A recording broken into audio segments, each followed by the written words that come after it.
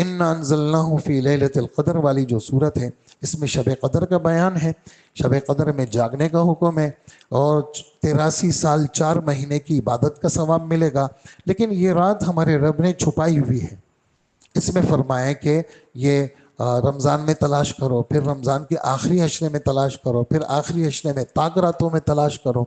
27वीं शब का भी कौल आता है, 29 का भी आता है, 23 का, 21 का। बहरहाल ये जो 10 दिन है ये कीमती दिन है और अल्लाह का फजल है, लोग इसमें इबादत करते हैं, तो इसमें उसका बयान है। आगे सूरह बय्यिना के अंदर अल्लाह पाक ने यानी यहूदियों और ईसाइयों को हुजूर सल्लल्लाहु अलैहि वसल्लम की रिसालत की दावत दी है। अगर यहूदी और ईसाई हुजूर को मानेंगे तब तो इनके तौरात और इंजील इनके लिए निजात का सबब बनेंगे, और अगर ये हुजूर को नहीं मानेंगे, कुरान पाक को रद्द करेंगे, हुजूर की रिसालत को रद्द करेंगे, तो कभी भी ये दोज़ख से नहीं बचेंगे। हाँ, मूसा अलैहिस्सलाम के ज़माने में तो तौरात सही थी, ईसा अलैहिस्सलाम के ज़माने में इंजील सही थी, लेकिन हुजूर सल्लल्लाहु अलैहि वसल्लम के ज़माने में अगर सही है तो कुरान पाक है, अगर सही है तो क्या है? कुरान। इसी को क्या होगा? इसको मानना होगा। इसी पर हम यहाँ ख़त्म करते हैं। कल या फिर आखिरी उसमें यहाँ से इज़ा ज़ुलज़िलत में इसको बयान करेंगे। बाकी ये जो 27वां पारा है, मैंने आपकी खिदमत में अर्ज़ किया, सूरह ज़ारियात से सूरह हदीद तक हमारे रब ने आखिरत को बयान किया। जैसे सूरह तूर में कसमें खाई। नई बात जो यहाँ पर सूरह तूर में है, एक तो हमारे नबी कभी कभार मगरिब में पढ़ते थे। जैसे ही मैं मगरिब में आया तो मुझे वो हदीस सामने आई कि हुजूर सल्लल्लाहु अलैहि वसल्लम कभी कभार मगरिब में सूरह तूर पढ़ते थे। तो मैंने उसी हदीस सामने आई तो मैंने इसका पहला रुकू दोनों रकातों में पढ़ लिया। तो कभी कभार अल्लाह के रसूल ये भी पढ़ते थे, सूरह मुरसलात भी पढ़ते थे। अगरचे मगरिब की जो क़िरात है वो सूरह बय्यिना से वन्नास तक इन सूरतों का इंतखाब है, और इसी तरह जो है ना वो इशा का जो इंतखाब है वो सूरह बुरूज से लेकर बय्यिना तक है। ये 3 किस्म की आयतें हैं, ये भी सुन लें ज़रा, इंशाअल्लाह आपको फ़ायदा होगा। तिवाले मुफस्सल, औसात मुफस्सल और क़िसार मुफस्सल। फजर और ज़ोहर के अंदर तिवाले मुफस्सल, ये क्या है? सूरह हुजुरात से सूरह बुरूज तक इन सूरतों को उमूमी तौर से पढ़ा जाए। इमाम अगर इमामत करा रहा है तो सूरह हुजुरात से सूरह बुरूज तक इन सूरतों में से किसी सूरत का इंतखाब करे, फजर में और ज़ोहर में, और असर और इशा में औसात मुफस्सल, ये क्या है? सूरह बुरूज से बय्यिना तक, इनमें से किसी का इंतखाब करे। कहीं और से भी पढ़ सकते हैं, लेकिन बेहतर यही है कि यहाँ से पढ़े। और मगरिब के अंदर क़िसार मुफस्सल, ये क्या है? सूरह इज़ा ज़ुलज़िलत से वन्नास तक, ये क़िसार मुफस्सल इसको कहा जाता है। खैर, तो सूरह तूर ये इन आयतों में ये जो सूरतें हम अभी पढ़ेंगे तो इसमें अल्लाह ने आखिर तो एक बात जो दोज़खियों के लिए है तो वो पूरे कुरान पाक में यहाँ पर है कि ये जो दोज़खी हैं इनको कल क़यामत के दिन धक्के दे दे के मारा जाएगा, इनको धक्का दिया जाएगा और धक्के दे दे के इनको दोज़ख में धकेला जाएगा। अल्लाह हमारी हिफाजत करे। यौम युदऊना इला नारी जहन्नम दाआ, दाल और ऐन मुशद्दद, ये धक्के के लिए आता है कि धक्का देना, इनको धक्का दिया जाएगा। और ईमान वालों के लिए क्या? ईमान वालों के तो वहाँ मज़े होंगे। इनकी यानी ईमानी ताकत और सिफात की वजह से अल्लाह पाक इनके बीवी बच्चों को इनके साथ जोड़ देंगे। अगरचे इनके बीवी बच्चे अमल के अंदर कमज़ोर होंगे, लेकिन ईमान में शरीक होने की वजह से अल्लाह यानी ये मर्द मेहनत करते हैं, मस्तूरात मिसाल के तौर पर कमज़ोर, बच्चियाँ कमज़ोर, बच्चे कमज़ोर, लेकिन इस घर के सरबराह की वजह से अल्लाह इसकी पूरी फैमिली को जन्नत में इसके साथ करेंगे। अल्लाह हमारी फैमिली को भी हमारे साथ कर दे, यानी अल्लाह हमें भी दोज़ख से बचाए और जन्नत में ले जाए, और हमारी फैमिली को भी अल्लाह पाक हमारे साथ कर ले। आगे सूरह नजम में सितारे की कसम खाई। क्यों खाई ये मैं बता चुका हूँ। सितारे से आदमी को रूट मिलता है, समंदर में रास्ते मिलते हैं। ابھی اس وقت بھی یعنی سمندر کا جتنا نظام ہے وہ ستاروں کے ساتھ جو ہے نا منسلک ہے، اور اسی کے مطابق وہ سمندری سفر ہوتے ہیں۔ سمندر میں تو آدمی لائٹنگ نہیں کر سکتا، سمندر میں کمپیوٹرائز جتنا سسٹم ہے وہ سارا کا سارا ستاروں کے ساتھ جڑا ہوا ہے۔ اللہ پاک فرماتے ہیں جس طرح ستارہ تمہیں دنیا کا راستہ، خشکی اور سمندر کا وہ دکھاتا ہے، محمد الرسول اللہ تمہیں آخرت کا راستہ دکھاتا ہے۔ تو قسم جواب قسم، تمہارے جو محمد صلی اللہ علیہ وسلم ہے یہ تمہارے ساتھ کے رہنے والے ہیں، یہ نعوذ باللہ جھوٹے نہیں ہیں، یہ سچے پیغمبر ہیں۔ اور ان کے پاس جو وحی لاتے ہیں وہ جبرائیل لاتے ہیں، اور جبرائیل کو انہوں نے 2 دفعہ اصلی شکل میں دیکھا ہے، ایک معراج میں دیکھا ہے، اور ایک اجیاد جو ہمارا باب عبدالعزیز سے جو راستہ ہے نا اس کو اجیاد کہتے ہیں، آج بھی اس کا نام اجیاد ہی ہے۔ یہاں پر اس جگہ پہ جبرائیل علیہ السلام کو بالکل اصلی صورت میں محمد صلی اللہ علیہ وآلہ وسلم نے دیکھا ہے، اور یعنی حضور کو جبرائیل کے سمجھنے میں کوئی شک شبہ نہیں ہے، اور جبرائیل نے یہ قرآن پاک حضور صلی اللہ علیہ وسلم پہ لے کے آئے ہیں، اور اسی طرح پھر اسی صورت میں ہمارے رب نے کافی ساری اپنی خوبیاں، اپنی قدرت کہ ہنساتا بھی میں ہوں، رلاتا بھی میں ہوں، مالدار بھی اللہ نے بنایا، غریب بھی اللہ نے بنایا، اور اسی طرح ایک گندے قطرے سے انسان کو بھی اللہ نے پیدا کیا، اور ساری کاروائی کس کی ہے؟ وہ صرف اللہ کی ہے۔ لہٰذا ان باتوں کو مذاق مت سمجھو، اللہ کے سامنے رویا کرو اور اللہ کے سامنے سجدہ کیا کرو۔ آگے سورہ قمر ہے، اس کی بالکل ابتدا میں ایک قصہ یہ ہوا، رات کا وقت تھا، مکہ کے کافروں کو دعوت دی جا رہی ہے، کوئی نہیں مان رہا، تو کہنے لگے کہ آپ اگر یہ چاند ہے اگر آپ اس کو 2 ٹکڑے کر دیں ہم کلمہ پڑھ لیں گے۔ حضور صلی اللہ علیہ وسلم نے فرمایا اچھا اتنی سی بات ہے، آپ نے اشارہ کیا تو چاند کے 2 ٹکڑے ہو گئے، ایک مشرق کی طرف چلا گیا، ایک مغرب کی طرف، اور بالکل اندھیرا ہو گیا، اور واقعی میں چاند کے 2 ٹکڑے ہو گئے تھے، اس لیے کہ قافلے والے جو راتوں کو سفر کر رہے تھے انہوں نے مکہ آ کر بتایا کہ بھی فلانی رات میں چاند کے 2 ٹکڑے ہو گئے تھے، پھر تھوڑی دیر کے بعد مل گئے تھے۔ اس پر ان ظالموں نے کیا کہا؟ اس پر کہنے لگے یہ تو جادوگر ہے، نعوذ باللہ، اور اللہ کے رسول کی بات کو ٹکڑا دیا۔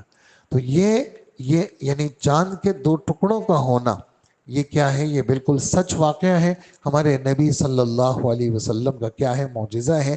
بہرحال اس صورت میں نوح علیہ السلام، صالح علیہ السلام، لوط علیہ السلام، موسیٰ علیہ السلام، ان 4 پیغمبروں کے قصے، ان کے عذابات کا بیان، اور پھر 4-5 دفعہ آپ نے سنا وَلَقَدْ يَسَّرْنَا الْقُرْآنَ لِلذِّكْرِ فَهَلْ مِن مُدَّكِرٍ، ہم نے نصیحت حاصل کرنے کے لیے قرآن پاک کو آسان کیا ہے، کوئی ہے نصیحت حاصل کرنے والا؟ آئے ذرا قرآن پاک کو کھول کے دیکھے، ذرا اس کا ترجمہ پڑھ لے، ذرا اس کو سن لے، تو یہ قرآن پاک سیدھا دلوں پر اثر کرتا ہے۔ اس کے بعد سورہ رحمان ہے، ہمارے رب کی بڑائی۔ رحمان کیوں کہا؟ اس لیے کہ کافروں کو اس نام سے چڑ تھی۔ کیوں؟ رحمان یہ بہت بڑا صیغہ ہے، فعلان کا وزن، یعنی بہت زیادہ رحم کرنے والا۔ اور چڑ کیوں تھی ان کو؟ اس لیے کہ وہ کہتے تھے کہ اگر رحمان صرف اللہ ہے تو پھر ہمارے بتوں کے لیے کچھ بچے گا نہیں، اس لیے ہم رحمان کو نہیں مانتے، نعوذ باللہ۔ تو اللہ نے ابتدا رحمان سے کی، اپنی عظمتوں کو بیان کیا، اور یہ وہ پہلی صورت ہے جس میں تقریباً 32-33 دفعہ ایک ایسا جملہ آیا ہے جس میں جن اور انس دونوں کو خطاب کیا ہے کہ تم اللہ کی کون کون سی نعمتوں کو جھٹلاؤ گے۔ ہمارے نبی صلی اللہ علیہ وسلم نے صحابہ کے سامنے یہ پڑھی تو صحابہ چپ سنتے رہے، کہنے لگے آپ کہ تم سے اچھے تو جنات تھے۔ میں جب جنات کے پاس گیا، لیلۃ الجن، اللہ کے رسول 6 دفعہ جنات کی تبلیغ کے لیے گئے ہیں، اور اس طرح جو ہے نا وہ جا کر کے آپ نے ان کو بات کی ہے۔ فرمایا کہ میں نے جنات کے سامنے یہ صورت پڑھی تو جنات ہر دفعہ میں کہنے لگے لا بشیء من نعمک ربنا نکذب، اے انسان اور اے جن تم اپنے رب کی کون کون سی نعمتوں کو جھٹلاؤ گے؟ تو جنات نے کہا اے ہمارے رب ہم آپ کی کسی نعمت کو نہیں جھٹلائیں گے، ہم ساری نعمتوں کو تسلیم کرتے ہیں، اے اللہ آپ ہماری بخشش کر لیں۔ کہا کہ دیکھو جنات نے یہ جواب دیا، تم نے کوئی جواب نہیں دیا۔ تو یہ جملہ سنا کر کے ہمیں ترغیب دی ہے کہ ہم بھی اس کا جواب یہ دیں کہ اے ہمارے رب، ہم آپ کی کسی نعمت کا انکار، ہم تو نعمتوں میں ڈوبے ہوئے ہیں، اللہ ہمیں شکر گزار بنائے۔ ہاں، مولانا ابراہیم صاحب اپنے بیان میں کہنے لگے کہ اللہ جل جلالہ نے یہ جملہ قرآن پاک کے 22ویں پارے میں فرمایا ہے کہ میرے شکر گزار بندے تھوڑے بندے ہیں۔ فرمائے یہ سرکاری رپورٹ ہے اور سچی رپورٹ ہے، اس لیے کہ اللہ کے بندوں میں بہت سارے بندے وہ شکر نہیں کرتے۔ ہم سب نعمتوں کو اپنا حق سمجھتے ہیں، حالانکہ یہ تو اللہ کا دین ہے۔ ہمیں تو اپنے رب کی نعمتوں کی کیا کرنی چاہیے؟ ہاں، شکر گزاری زبان سے بھی، بدن سے بھی، نفل سے بھی، خرچ سے بھی بار بار تذکرہ کرنا چاہیے۔ اس لیے علماء فرماتے ہیں، مولانا تقی عثمانی صاحب دامت برکاتہم اپنے ایک بیان میں فرمانے لگے کہ اس وقت شکر کی بہت زیادہ کمی ہے، بہت زیادہ شکر ادا کریں۔ ہمارے دل دماغ سے شکوے ہی ختم نہیں ہوتے، اور نعوذ باللہ خاص کر عورتیں وہ کہتی ہیں اللہ نے ہمیں دیا ہی کیا۔ مولانا عباد اللہ صاحب اپنے بیان میں کہنے لگے کہ الماری میں جگہ نہیں، الماری میں کپڑوں رکھنے کی جگہ نہیں، اور کہتے ہیں کہ کپڑے ہی نہیں ہیں۔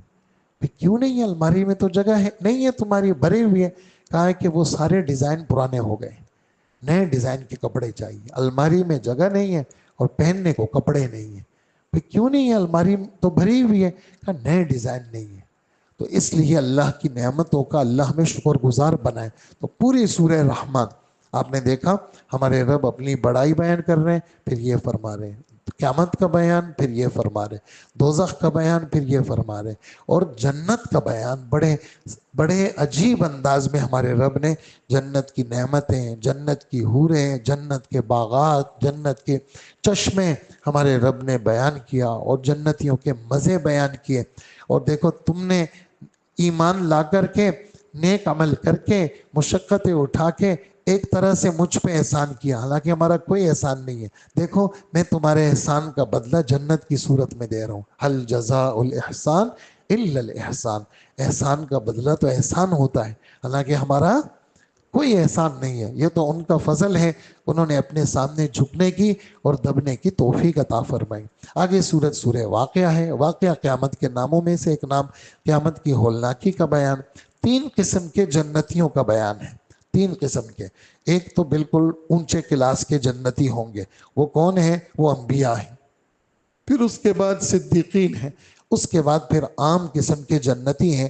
ہمارے رب نے جو ہے وہ اس کو بیان کیا ہے، اور دوزخی جنتیوں کو اصحاب الیمین دائیں ہاتھ والے، اور دوزخیوں کو اصحاب الشمال بائیں ہاتھ والے۔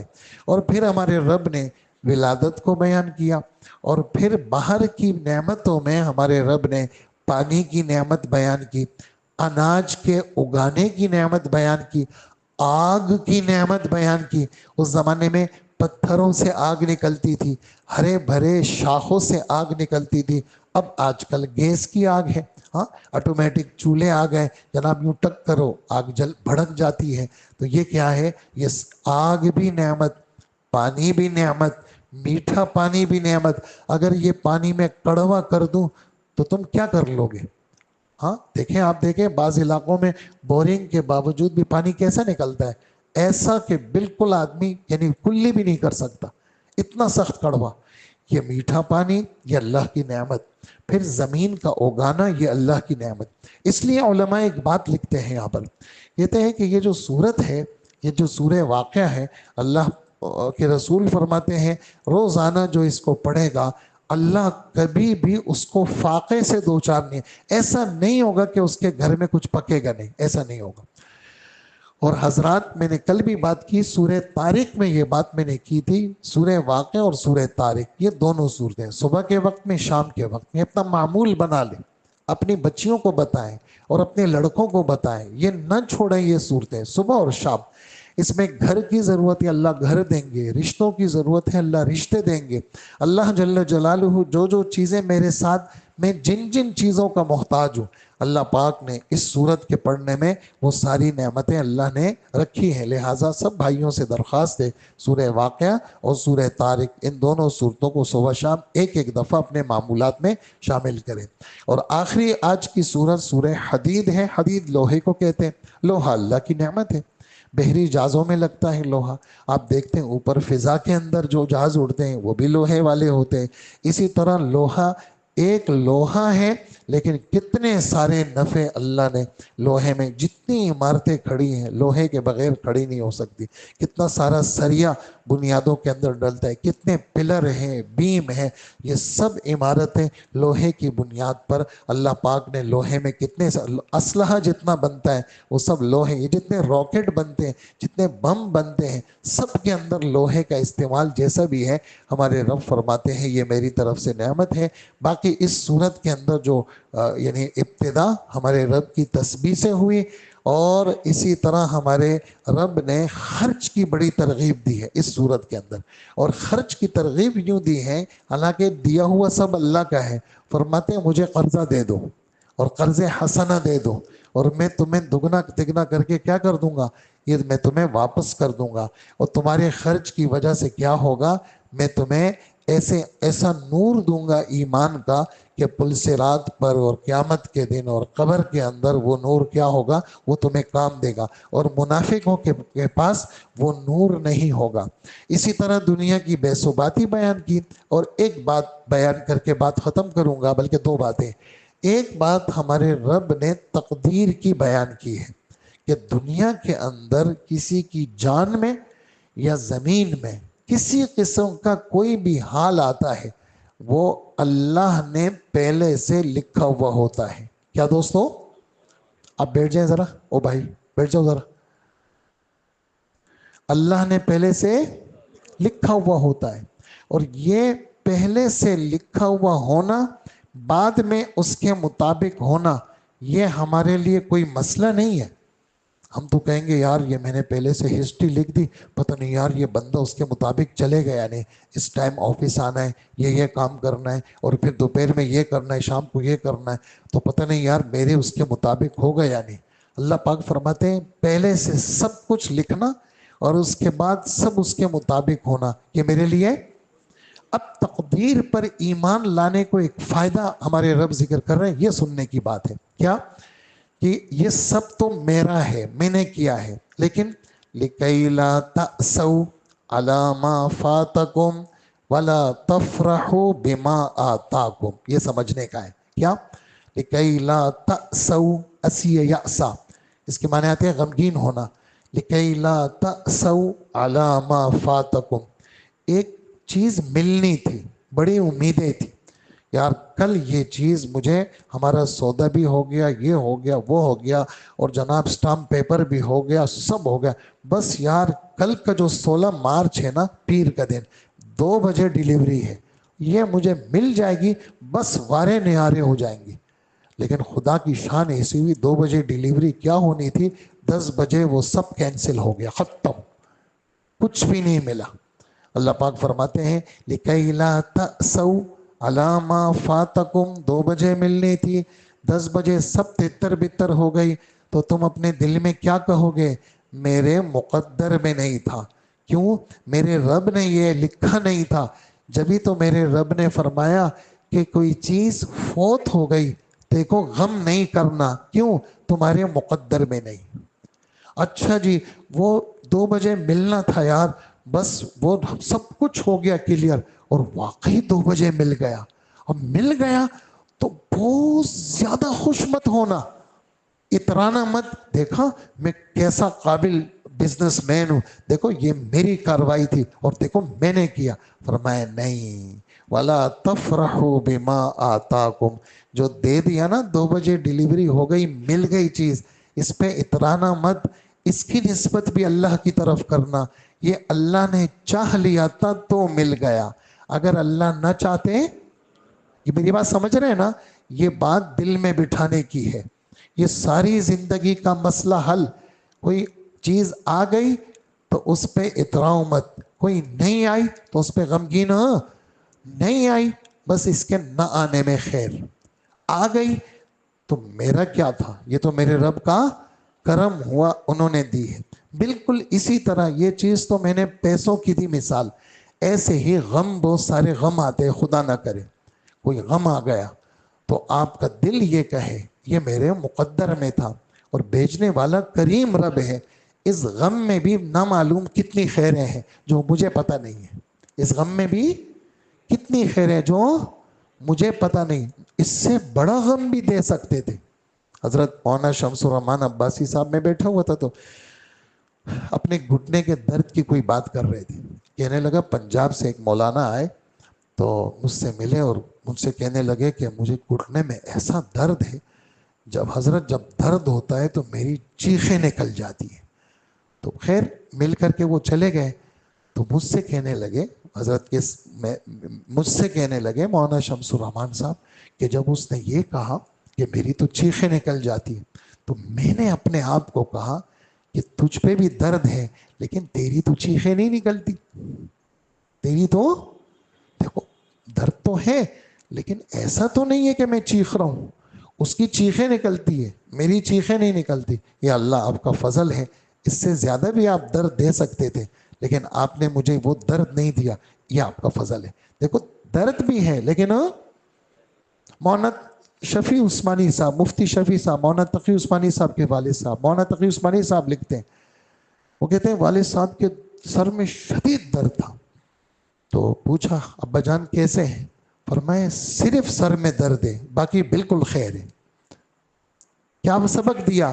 سبق یہ دیا ہمارے سر میں درد، ہم چیزیں میں تو مر گیا بس ختم، حالانکہ اور سب صحیح ہے، بھئی درد ہے سر میں نا، کہا صرف سر میں درد ہے باقی سب خیر ہے، اللہ کا فضل ہے، اللہ کی نعمتیں ہیں۔ لیکن ہم پہ کوئی معمولی سا حال آیا ہم ساری نعمتوں کی ایسی کی تیسی کر دیتے ہیں، ایسا کبھی نہ کریں، ہمارا دل شکر سے آباد ہونا چاہیے۔ یہ بات ختم ہوگی۔ آخری بات، بالکل آخری صفحے میں ایک بات یہ ہے، حضرت عیسیٰ علیہ السلام کی وفات ہوئی، ان کے جو ماننے والے تھے ہمارے رب نے ان کی بڑی تعریف کی ہے عیسائیوں کی، کیا؟ ان کے دل بڑے نرم ہیں۔ آج بھی اگر آپ تھوڑا سا ان انگریزوں اور عیسائیوں میں آپ پھریں گے نا، یہ بہت نرم قوم ہے اور بہت نرم دل ہے اور بہت اچھے لوگ ہیں۔ یہ اوپر تو ہر جگہ بدماش ہے، اوپر جتنے بھی اوپر والے یہ صدر لیول کے اور وزیر لوگ جو ہے نا یہ تو بدماش ہے، لیکن اندر جمع بن میں پھریں گے یہ بہت نرم لوگ ہیں۔ اللہ پاک ان کی تعریف کرتے ہیں قرآن میں، اور کیوں تعریف کرتے ہیں؟ کہ ان میں علم دوست لوگ ہیں، ان میں درویش لوگ ہیں، یہ اچھے لوگ ہیں۔ تو ان کی وفات کے بعد انہوں نے خانقاہی نظام قائم کیا۔ کیوں قائم کیا؟ ایک ظالم بادشاہ ان پر مسلط ہوا تو حضرت عیسیٰ علیہ السلام کے ماننے والے شہری علاقوں سے ہٹ گئے اور اپنے آپ کو مشقت میں رکھا ہے، شادیاں بھی نہیں کرتے تھے، رہبانیت، ترک دنیا، لیکن یہ اللہ کا حکم نہیں تھا۔ تو ابتدا اس کی بڑی اچھی تھی لیکن انتہا خطرناک ہو گئی، اس لیے کہ جو چیز شریعت کی نور سے منور نہ ہو، ہاں شادی نہیں کی لیکن پس پردہ بدکاریاں شروع ہو گئی، اور کماتے نہیں تھے لیکن پس پردہ لوگوں سے مانگنا شروع ہو گیا۔ تو اللہ جل جلالہ اس کو ہمارے مذہب کے ساتھ موازنہ، صحابہ میں سے بعض کے جذبات بنے، عثمان ابن مظعون، اللہ کے رسول درخواست ہے آپ سے، بس میں سب چیزیں چھوڑنا چاہتا ہوں، نہ شادی کروں گا نہ کماؤں گا، بس درویش بننا چاہتا ہوں۔ تو حضرت نے کیا فرمایا؟ ان ترہب امتی الجلوس فی المساجد، میرے مذہب میں درویشی نہیں ہے بھائی، ہاں ترک شادی نہیں، کمانا نہیں، کمانے بھی جانا ہے، شادی بھی کرنی ہے، گھر کو بھی سنبھالنا ہے، ہاں تم نے درویش بننا ہے نا، مسجد کو وقت دو، جیسے تبلیغ والے کہتے ہیں عصر سے عشاء دو، عصر سے عشاء کراچی میں تو ہم 12 بجے دکان جاتے ہیں، نہیں صبح کو دے دو، 2.5-3 گھنٹے تمہارے مسجد میں ہو، 8 گھنٹے تمہارے مسجد میں ہو، مسجد میں رہو تو تمہارا کیا ہوگا؟ مسجدیں یہ نبیوں کی مجلسیں تھی، کیا دوستوں؟ مسجدیں نبیوں کی مجلسیں تھی، نشست گاہیں تھی مسجدیں، اس لیے مسجد کو ہم انشاءاللہ سب نیت کریں اللہ ہمیں مسجد والا بنائے، اللہ پاک ہمیں مسجد میں بیٹھنے، بھئی کہاں جا رہے ہو؟ یار مسجد جا رہا ہوں، بھائی کہاں سے آ رہے ہو؟ بھائی مسجد سے آ رہا ہوں۔ ہمارے کتنے ساتھی ہیں اپنے اپنے جس جگہ وہ کاروبار کرتے ہیں ان کے پاس مسجدوں کی چابیاں ہیں، وہ جاتے ہیں دکان کھول لیتے ہیں، مزدور کام کرتے ہیں، وہ مسجد چلے جاتے ہیں، 4 5 6 گھنٹے وہاں مسجد میں ہوتے ہیں۔ تو اپنے کاروباری اس میں بھی بہت سارے ہمارے ساتھی کام پہ جاتے ہیں، یہاں آتے ہیں 2 4 6 8 رکعت نفل پڑھتے، پھر کام پہ جاتے ہیں، واپس آتے پھر مسجد آتے ہیں۔ ایسی اپنی نسبت مسجدوں کے ساتھ ہم سب مضبوط کریں گے نا سارے، اللہ عمل کی توفیق عطا فرمائے۔